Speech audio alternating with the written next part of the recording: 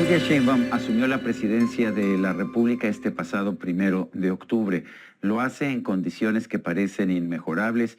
Tiene mayoría calificada en ambas cámaras del Congreso. Ganó la presidencia de manera abrumadora con casi el 60% de los votos.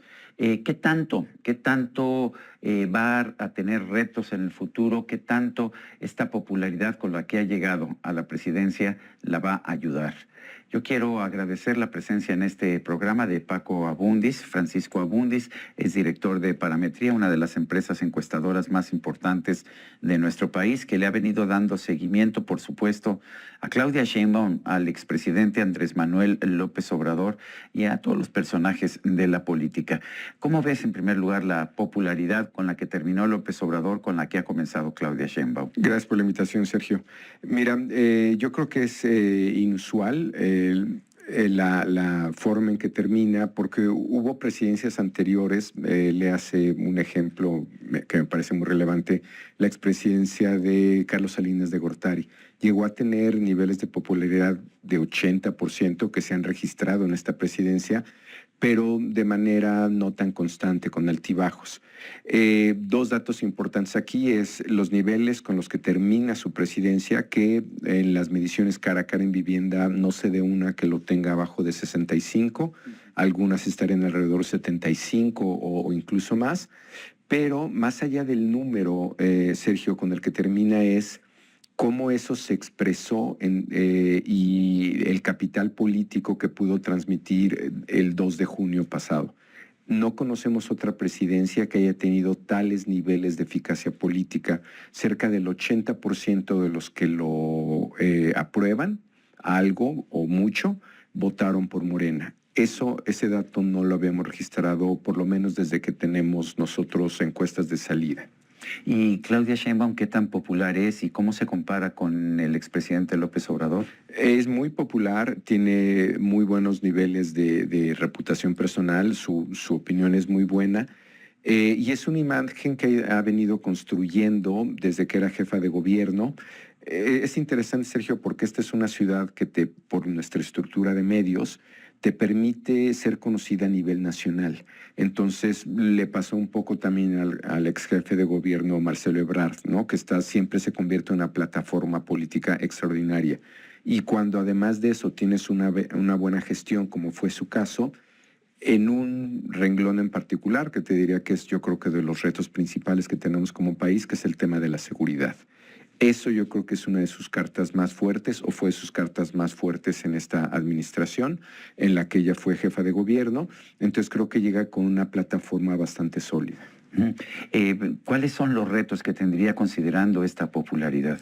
Mira, tanto las mediciones que tenemos preelectorales, postelectorales, como en la propia encuesta de salida, es decir, entre el 60% que salió a votar, tenemos que hay un reconocimiento muy claro de logros económicos, en particular los programas sociales, y un optimismo que hay en general en la sociedad, en la economía, pero hay una conciencia muy clara de las carencias, que es seguridad y lucha contra el narcotráfico. Entre estas dos, digamos, entre cómo se evalúan los dos primeros logros contra lo que se considera las carencias, hay 20 puntos de diferencia, Sergio. Entonces sí, el elector no penalizó el tema de inseguridad, no penalizó otro que algunos analistas han destacado que pueden ser escándalos de corrupción que había en la administración. Sin embargo, premió con mucho la economía. En ese sentido, te diría que tuvimos una elección clásica, de una elección que le llaman de voto de bolsillo. La gente salió a defender su economía, pero eso no significa que no esté consciente de las carencias que hay. El expresidente López Obrador tenía un teflón muy fuerte, todo se le resbalaba, cualquier tipo de acusación, cualquier tipo de error, cualquier declaración, cualquier política que no resultara atractiva, que no resultara finalmente aceptada por la población, finalmente todo se le perdonaba. ¿Será lo mismo con Claudia Sheinbaum? Yo creo que tiene que construir esa imagen que el presidente saliente lleva 20 años construyendo, desde que era jefe de gobierno en la ciudad, entre 2000 y 2005, que fue cuando dejó el cargo para ser candidato. 2006 prácticamente, que terminaría su gestión, construyó una imagen de política social o una especie de autoría intelectual de esos programas sociales. Entonces él le tomó 20 años construir esa imagen, de tal manera que para cuando llegó a la presidencia lo conocía el 95-98% de la población y sobre todo por su política social. De tal manera que cuando empezó a gobernar, más allá de su reputación y este teflón al que te refieres, se le empezó a juzgar más por sus intenciones que propiamente por sus logros. Pues eso es maravilloso, ¿no? Porque pues se supone que decía el expresidente Peña Nieto que nadie se levanta con el ánimo de joder al país, ¿no? Y bueno, buenas intenciones siempre hay. Sin embargo, el público fue muy duro con Peña Nieto y sin embargo muy suave con López Obrador. Yo creo que buena parte de lo que afectó más al expresidente Peña Nieto fue una imagen de frivolidad, de poca seriedad, de poca dedicación. Si tú tienes un presidente que no seas taxista, trabajador de la Merced, obrero, y que cuando te levantas por la mañana te está acompañando a las 7 de la mañana en todos los días, creo que va más allá de la capacidad de comunicación, que es otro tema, ¿no? que merecería un programa, más allá de los logros o las carencias que haya tenido su administración. Ese acompañamiento con la gente fue algo que le valió, yo creo, buena parte de esta reputación es un presidente que trabaja conmigo. Vemos un culto a la personalidad de López Obrador. ¿Afectará esto a Claudia Sheinbaum, que finalmente tiene una personalidad más seca y por lo menos hasta ahora no ha mostrado la misma habilidad de comunicación que ha tenido López Obrador? Sin duda, yo creo que vamos a ver, veremos cómo, digamos, para empezar, cómo se ajusta este modelo de comunicación, porque debe ser distinto, debe tener otras características. Pero te diría que yo separaría la parte de comunicación con la parte fáctica o sea, lo que sí le dio el presidente en esta administración, creo que lo podemos decir de manera fáctica: reducción en los niveles de desigualdad, reducción en los niveles de pobreza. Ahí puede haber un debate de qué pobreza estamos hablando. Más allá de nuestra tasa de crecimiento, que como bien sabes, pues vamos a hacer, la tasa de crecimiento es muy mala en realidad. 1%. Pero los programas sociales sí volvieron popular al presidente. Y el tema del salario mínimo, Sergio, el tema del salario mínimo. Entonces yo creo que ahí Pero cuando vemos las cifras del salario mínimo, la cantidad de personas que ganaba el salario mínimo era muy pequeña, ha aumentado ahora. Pero en realidad el beneficio directo pues no ha sido muy grande. Aunque muchos salarios se basan en un multiplicador de salario mínimo. Pero por eso el número de personas que ganan salario mínimo se ha multiplicado, mientras que ganan de 2 arriba de salarios mínimos, esas personas han bajado de una forma muy importante.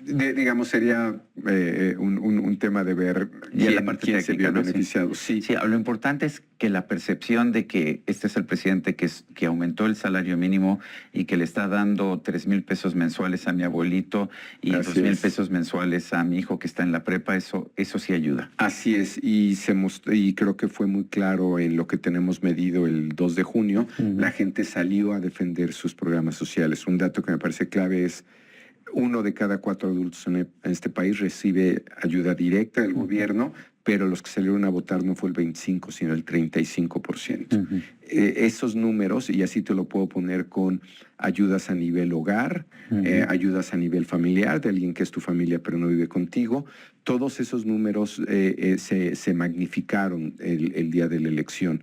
Y la propensión a votar por Morena entre ellos llegó a tener sesgos de hasta 16 puntos más.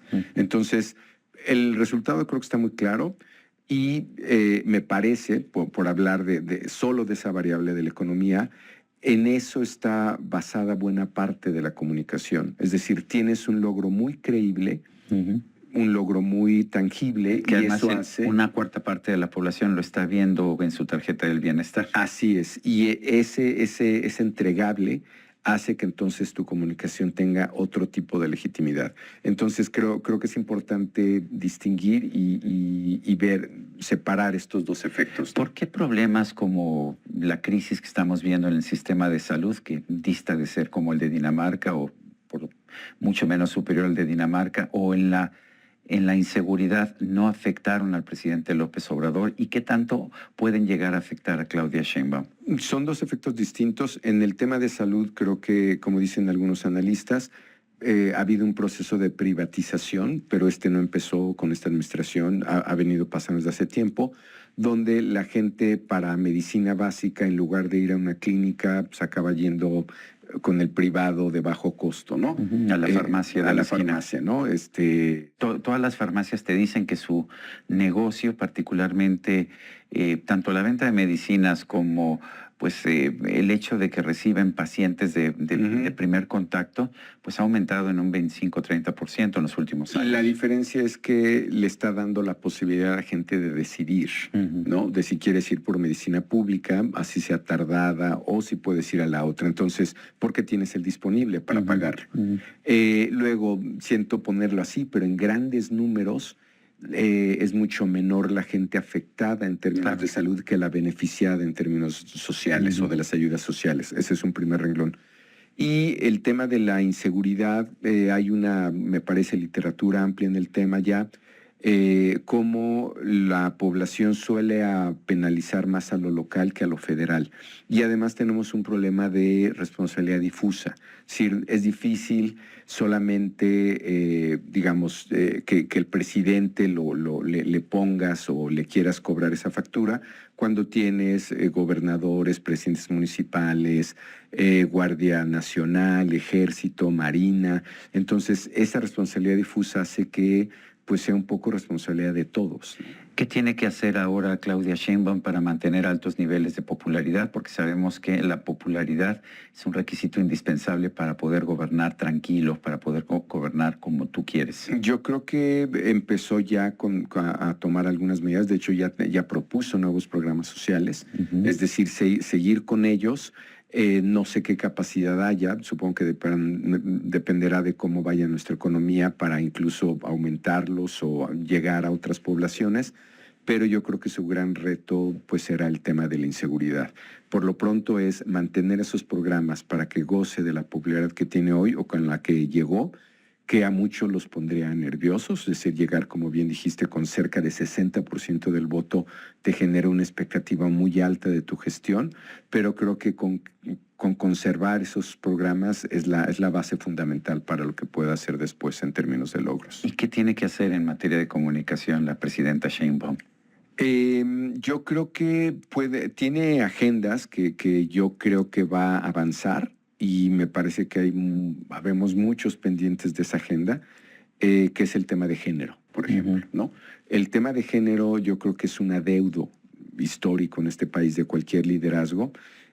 Puedes ponerlo en términos personales, para los que tenemos hijas, para los que creo que es un tema que nos preocupa mucho y yo creo que es uno en el que la presidenta puede avanzar muchísimo y pues viniendo de no solo esta administración, sino pues yo te diría prácticamente todas las pasadas, nadie se ha preocupado como ella creo que se va a preocupar por el tema. De hecho, ya hemos visto que tiene un gabinete paritario, fue recibida por solamente diputadas y senadoras, todas de Morena y de la 4T, pero es exclusivamente mujeres. ¿Esa es una señal, el hecho de la política de género va a marcar este gobierno? Yo creo que sí, y yo creo que ahí hay un gran debate, no solamente, digamos, en nuestro país, veremos, pero es si el liderazgo político de género, es decir, de mujeres, te lleva a políticas públicas de género. Porque tenemos varios ejemplos en el mundo, te diría, la primera ministra del mundo, Benazir Bhutto, terminó asesinada en su propio país y hoy su país es uno de los peores para vivir para una mujer. Entonces, ¿cuánto de ese liderazgo te va a llevar a políticas eficaces, eficientes, para cambiar estos términos salarios, derechos sociales? Creo que hay una gran cantidad de áreas que se pueden atender. Francisco Abundis, director general de Parametría, gracias por esta conversación. Muchas gracias por la invitación, Sergio. Y a usted, amigo, que al vernos y escucharnos hace posible este programa, se lo agradezco también. Esto es todo por hoy, pero no se lo olvide. Nos vemos la próxima.